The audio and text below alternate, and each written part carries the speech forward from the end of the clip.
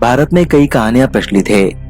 ये कहानियां अद्भुत रहस्यों से भरी पड़ी है, जिनमें से कुछ पर यकीन करना बेहद मुश्किल है। लेकिन कई कहानियां ऐसी है जो अपनी सच्चाई बयां करती है और समय समय पर अपने सत्य होने का सबूत देती रहती है। आज हम आपको एक ऐसी ही कहानी से जुड़े रहस्यमय व्यक्ति के बारे में बताएंगे, जो पिछले 5000 सालों से जीवित है और समय समय पर वो अपने होने के संकेत हमें देता रहता है।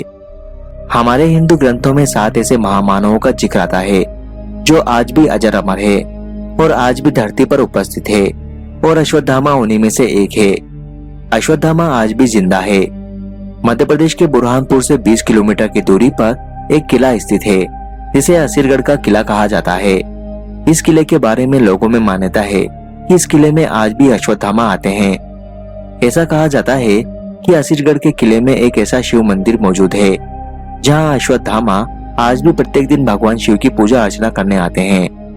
कहते हैं कि वे उतावली नदी में स्नान करने के बाद यहाँ पूजा करते हैं। यहाँ पर आश्चर्य की बात तो यह है कि पहाड़ी की चोटी पर बने किले में एक तालाब स्थित है जो तपती गर्मी में भी कभी नहीं सूखता। कहते हैं कि असीरगढ़ के अलावा मध्य प्रदेश के ही जबलपुर शहर के गोरी घाट के किनारे पर भी अश्वत्थामा को कई बार भटकते हुए देखा गया है। वहाँ के कुछ स्थानीय निवासी ऐसे भी हैं जिन्होंने अश्वत्थामा को अपनी आंखों से देखने का दावा किया है। वे बताते हैं कि अश्वत्थामा के माथे से लगातार खून बहता रहता है, जिसे रोकने के लिए वे लोगों से हल्दी और तेल की मांग करते हैं। उस गांव के बुजुर्गों का मानना है कि जो व्यक्ति एक बार अश्वत्थामा को देख लेता है, उसका मानसिक संतुलन बिगड़ जाता है। हमारे वेदों के अनुसार अश्वत्थामा को उन अष्ट चिरंजीवों में से एक माना जाता है जो आज भी अजर अमर है और इस धरती पर मौजूद है और समय समय पर अपनी मौजूदगी का एहसास हमें करवाते रहते हैं। कहते हैं कि असीरगढ़ के किले में मौजूद इस शिव मंदिर में रोज सुबह सूर्योदय से पहले अश्वत्थामा आकर भगवान शिव की पूजा करते हैं, लेकिन वे किसी को दिखाई नहीं देते। आश्चर्य की बात तो यह है कि सूर्योदय के बाद जब मंदिर के द्वार खोले जाते हैं तो शिवलिंग पर फूल और जल चढ़ा मिलता है। लेकिन अगर ये सिर्फ मिथक है तो वो कौन है जो हर सुबह मंदिर का ताला खुलने के पहले ही शिवलिंग की पूजा करके चला जाता है, जबकि सूरज ढलने के बाद असीरगढ़ के इस किले में किसी को रुकने नहीं दिया जाता। सब जगह ताले लगा दिए जाते हैं, पूरे किले को बंद कर दिया जाता है। तो फिर वहाँ कोई कैसे आ सकता है? ये तभी संभव है जब किसी के पास दिव्य शक्तियाँ हो।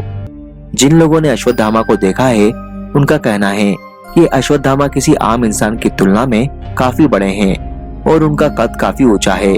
शरीर पर गहरे जख्म हैं, वे कोढ़ रोग ग्रसित है, उनके माथे से लगातार खून बहता रहता है।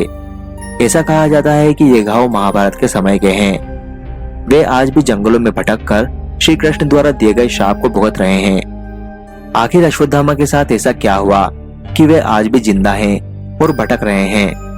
कहते हैं कि जब अश्वत्थामा का जन्म हुआ तब उनके गले से घोड़े की तरह हिनहिनाने की आवाज निकली, जिसके कारण उनका नाम अश्वत्थामा पड़ा। जन्म से ही अश्वत्थामा के माथे पर एक अमूल्य मणि विद्यमान थी, जो उन्हें दैत्य और देवताओं से निर्भीक रखती थी। महाभारत के युद्ध में अश्वत्थामा ने अपने पिता गुरु द्रोणाचार्य की भांति कौरवों का साथ दिया।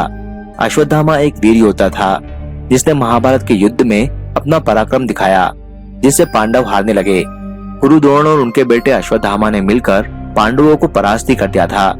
तभी श्री कृष्ण ने कपट नीति अपनाकर युधिष्ठिर से झूठ कहने को कहा।